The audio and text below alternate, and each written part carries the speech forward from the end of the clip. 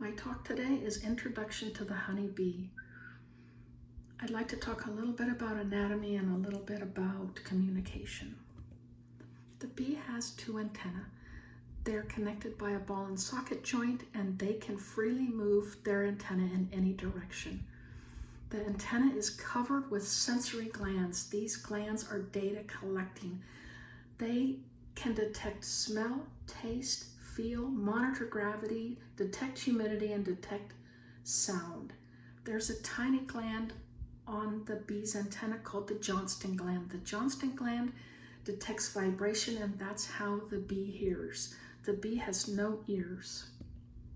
The bee has 5 eyes, 3 ocelli and 2 compound eyes. The 3 ocelli are on the bee's forehead. These are simple eyes that detect, with a single lens, they detect light and movement.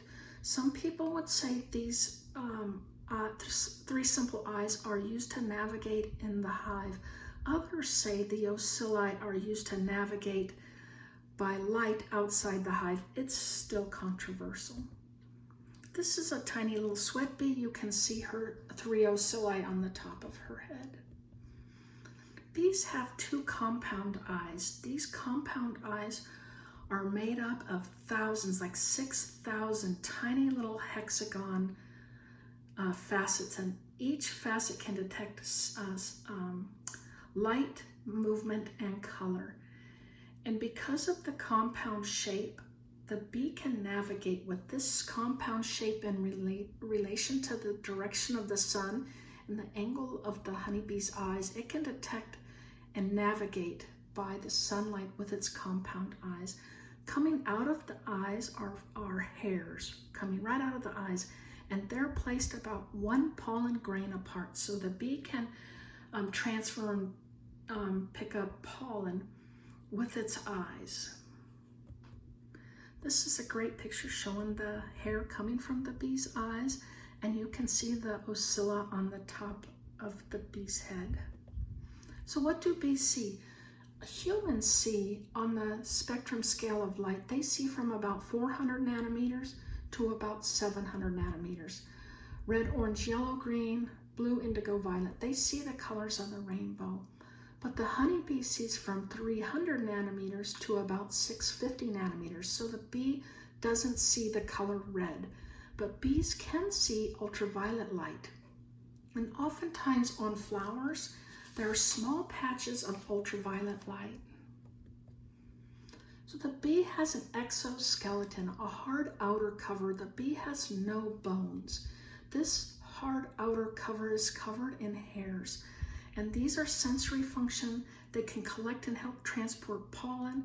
They protect the bee, and this can regulate the bee's body temperature because the hair is a shaft with branches like a pine tree, and this is what makes the bee look so fuzzy.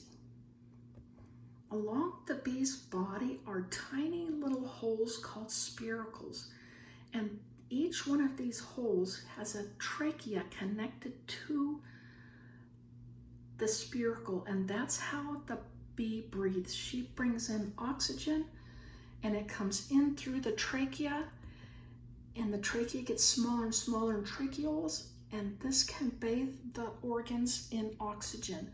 You can see the tiny spiracles along her tergites, along the side of her body. On her thorax, she has 3 spiracles, and she has 7 on her abdomen. When tracheomites enter the bee, they enter through the first spiracle. Bees have 6 legs. They're specifically modified to groom the bee's body. So on the bee's foreleg, on her feet, she has taste detection. She can detect taste with her feet, her antenna, and her mandibles. And on her foreleg is a small little area called the antenna cleaner. It's a little circular area with a little spine coming out. She can hook her antenna in there and swipe it clean. This is a picture where she's got her antenna hooked into her antenna cleaner. I'd like to watch a small video. It's real short, but it shows her swipe clean her antenna, but if you'll watch after she swipes her antenna, she uses the little brushy part of her foreleg to wipe her eye clean.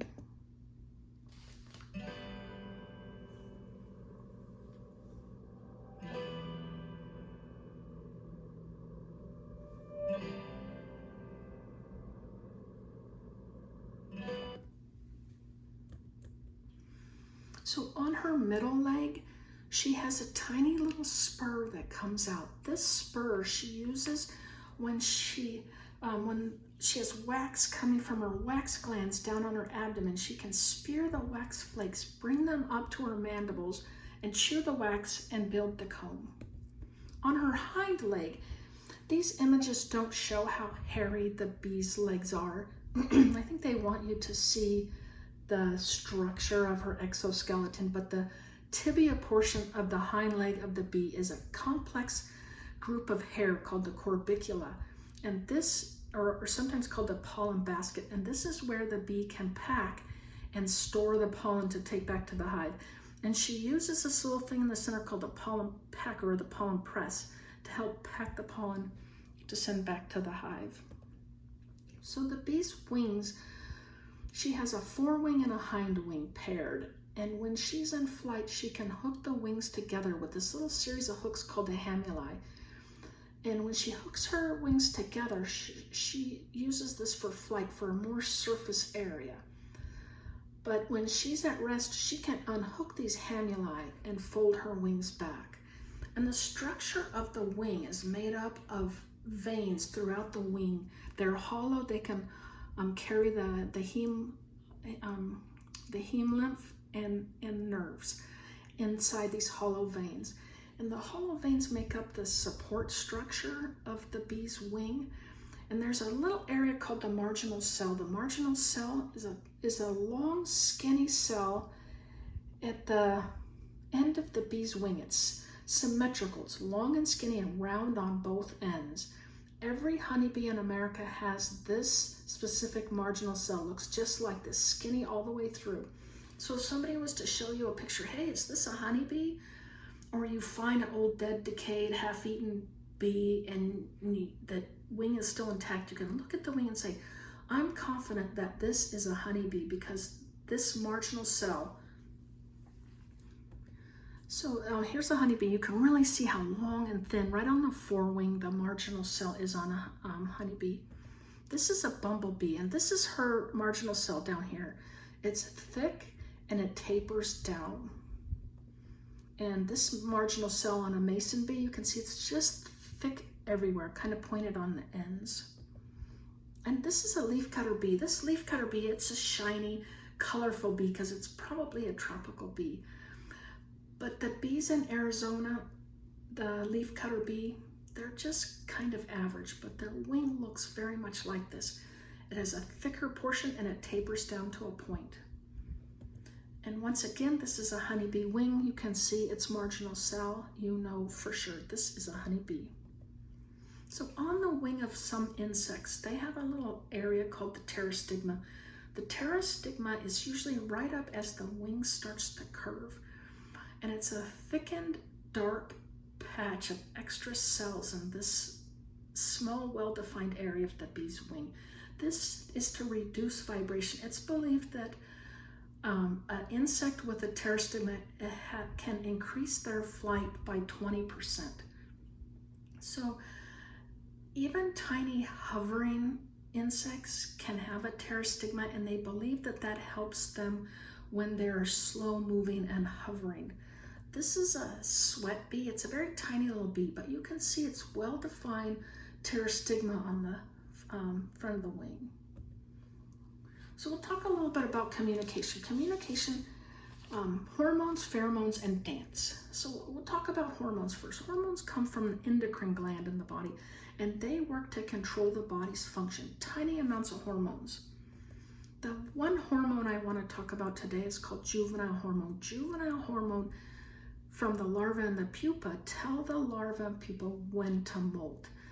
So a bee molts 6 times in its life. And just like the butterfly, a bee has complete metamorphosis: egg, larva, pupa, adult. So the queen lays an egg in the bottom of the cell, and for 3 days it's in its egg state. And then the bee emerges into a tiny little larva. She doesn't really just pop out of the egg and leave eggshells behind. She reabsorbs this egg. And now she's a tiny little larva. In the next 5 days, she is gonna molt and rebuild and remake her skin 4 times in the next 5 days. Each time she's gonna grow exponentially. She grows 1,500-fold in weight gain. That would be like an 8-pound baby girl weighing 12,000 pounds in 5 days. So almost every day this bee is going to shed its exoskeleton, and it really sheds and reabsorbs it and builds a new skin. And on the 5th day, it's going to turn from its larva to its pre-pupa state. In this pre-pupa state, the cell is getting capped and the bee is making this outer shell made of silk like a cocoon. So this outer shell completely lines the inside of the bee's cell, and she goes from a pupa state from a pre-pupa to a pupa state, and then she'll continue inside this coating, this shell of silk, until she emerges as an adult bee, and her 6th and last molt as she emerges out of her cell and her exoskeleton hardens as she is now an adult bee. But let's go back to the 5th instar, when she does the 5th molt and she makes this outer cover of silk. That silk stays inside the cell, and every time a new egg is laid inside that cell, the bee will make a new silk outer covering. So these get left behind each time, and the cell gets smaller and smaller and smaller, and that's what the wax moth is after. The wax moth gets in there to eat the paper silk lining the cell. So adult bees also have the juvenile hormone. The juvenile hormone in adult bees is responsible for the bee changing from one role to another as they age. When the bee first emerges, their titer is really low. A juvenile hormone titer is low. And so they carry out simple tasks, just cleaning, taking care of the hive. And as the hormone increases, their mandibular gland develops, and they can now feed baby larvae. Their wax gland develops, and they now can make wax and build comb. And as these titers get the highest in the bee's body, they now become forager bees. After about 3 weeks, their titer is the highest. They can go out and forage for honey or for nectar, pollen, water, things like that. So we'll talk a little bit about pheromones. Pheromones send chemical messages to other bees. There's 15 known glands in the honeybee, and pheromones are secreted by queens, drones, workers, and larvae. So I just want to talk about one pheromone. This pheromone is called the queen substance. This pheromone comes from the queen's mandibular gland, and it lets the entire hive know that the queen is in the hive. She releases this out of her mandibular gland, and she doesn't just squirt it out and it goes everywhere in the hive. She releases this on her body, and as other bees groom her and they walk on other bees and other bees walk on other bees, it's transferred throughout the hive. And it's this queen substance that lets the worker bees know that we have a queen and she's strong. And this queen substance also inhibits the development of the worker bee's ovaries. Though the queen has like 400 ovarioles inside each ovary, the worker bee has about 5. And they are very underdeveloped because of the pheromone queen substance, and also a pheromone that comes from the larva and the brood. They release a hormone, and this combination inhibit the worker bee's ovaries from developing. As the queen bee declines and she's not putting off very much queen substance, the bees in the hive recognize this and they sense their queen is declining and they will supersede her. They will build a supersedure cell and make themselves a new queen. As the queen dies and there's no more queen substance and she's not laying eggs or brood, there's no pheromones to keep the worker bee's ovaries from developing, and they begin to develop, and the worker bee begins the ability to lay eggs. Now they're terrible at laying eggs. They can't, their little bodies don't reach all the way to the bottom of the cell, so they lay eggs along the side of the cell. They lay multiple eggs in each cell oftentimes, and these eggs are not fertilized. The worker have never been mated, so they carry no spermatheca. So these eggs only have the genetics of the honeybee. They only have 16 chromosomes, whereas a queen would have 16 in her egg and then provide 16 chromosomes from the sperm, and each bee would have 32, and a drone only has 16 because the drone egg was never fertilized. So when the worker bees deposit these eggs, they can only become a drone with 16 chromosomes. And they deposit these eggs on a frame of cells that were made for worker bees, or for bees of the hive, not like drone cells that are bigger. These are tiny little cells made for a bee egg. And they lay them all along, but not all the eggs survive because they put multiples and they're just not good quality eggs. So you get this pattern of sporadic eggs here and there throughout this frame, not consistent like when a queen lays an egg. Every cell is filled. These are just sporadic along the frame, but they're drone cells, so they pouch out like bullets. So when you see this pattern, you know, oh, these are eggs laid by the worker bee, not by the queen. So queen substance is also used as the attractant to other bees outside the hive when she's in her maiden flight and she's at the drone congregation area. It's the queen substance that attracts the bees from other hives to mate with her.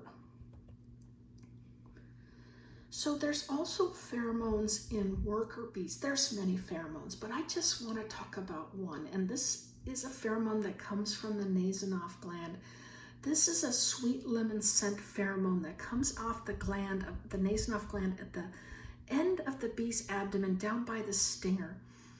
And you'll often see bees on the landing board with their abdomens flipped up like that, and they're fanning their wings. They're getting this lemon scent out in the air, and this tells the forager bees, this is your hive. They sense this smell, and they know when they come back near the hive, this is their hive. The worker bees also use this scent when they're swarming. So when they swarm, it's usually like to a tree right nearby, and as the bees are coming out of the hive, they send off this scent that lets the bees know, hey, we're over here, this is where we're swarming. And then as the scout bees go out and they're looking for a new home and they come back to the swarm, this scent given off in big quantities helps the scout bees come back to where their swarm is. So bees also communicate in a dance, and it's called the waggle dance. They have multiple dances, but this one is the waggle dance. And it's when the forager bees find something really good when they're out foraging. They come back to the hive and they want to tell all the other bees, hey, I found this and it's great. And so they offer little tastes. The bees can taste and detect the smell of what's good on her body. And she provides this dance called the waggle dance. It's a figure-8 dance. And in the center of it, the bee does a little waggle. And the direction she does this waggle in, by the direction of the sun, lets the other bees know, hey, there's something good in this direction. But she also lets them know how far away this substance is.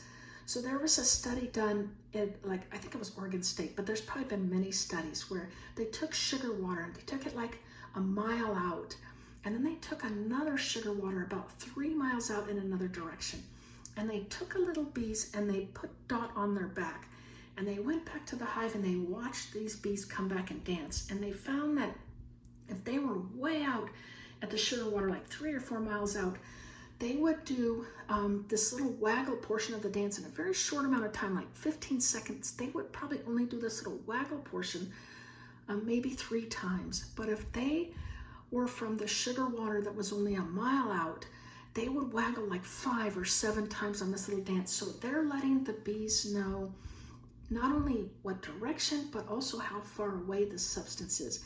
And by just the vigor of her waggle and the excitement, and she gives off this little buzz buzz sound, she's trying to rile them up to, hey, go out and look for this food source in this direction.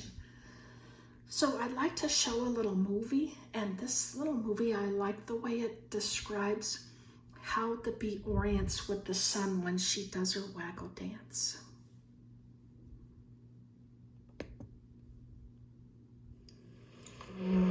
Honeybees have some fascinating abilities, among them being able to communicate by performing a unique dance. It informs hive mates where a newly discovered food source is located. Every cycle of this waggle dance roughly describes the shape of the figure 8. Let's rewind and look in more detail. The bee only waggles on a part of its route, the straight run, indicated here by the waved line. The secret lies in the direction of the straight run, or to be more precise, in the angle between the straight run and the perpendicular, which in this case is 90 degrees to the left. This tells the other bees that food is available 90 degrees to the left of the sun.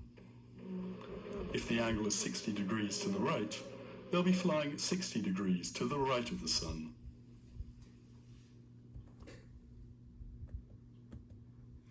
So bees also have a dance called the round dance. And the round dance is used when food is close to the hive, like 2,500 meters. And she doesn't offer any direction, but she does bring back the scent and offers tastes and gets them excited about a food source that's close to the hive. So the bees fled out of the hive in many different directions looking for this food substance that's near the hive. So that concludes my talk today. I'd like to offer a question. This is a question from a master beekeeper named John in Humboldt County, and he presented this, and I really liked this question because it made me think. So I wanted to provide this question to everybody today. So we can just conclude and talk about this question.